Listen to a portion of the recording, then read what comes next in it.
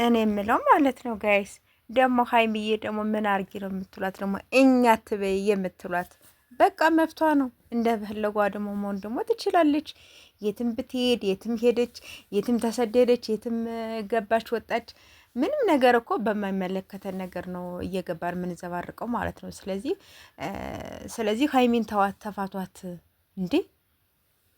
አሁን ይሄ ጽሁፋውን እሺ እንደው ምን ይባላል? ምን ይባላል እንዴ? እነሱ ለተዋደዱ እነሱ ለተፋቀሩ እነሱ በቃ ካሁን በኋላ አብሮ መሆን ምን ማለት እናንተ ምንም ነገር አይመለከታችሁም። ስለዚህ ሀይሚን ተፋቷት፣ አታስለቅሷት፣ ተዋት እንዴ። የፈለገችውን የመናገር መብት አላት። የፈለገችውን ማድረግ ነገር አላት። ያውም በአገሯ ላይ ማለት ነው። እንዲሁም ደግሞ የትም ቦታ አትሰደድም። እግዚአብሔር ይመስገን የሰው ፍቅር አላቸው። ስለዚህ እነሱ አሁን እናንተ ስታስቡት ማለት ነው የሀይሚ ያው ምቀኞች ናችሁ እንደዚህ የምታደርጉ ማለት ነው።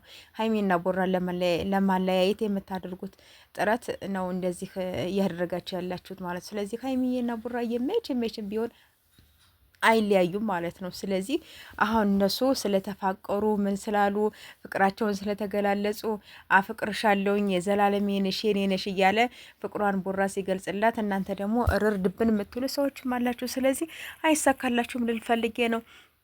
እና የኔ ወዶች የኔ ፍቅሮች ማለት ነው ስትገቡ በላይክ ግቡ።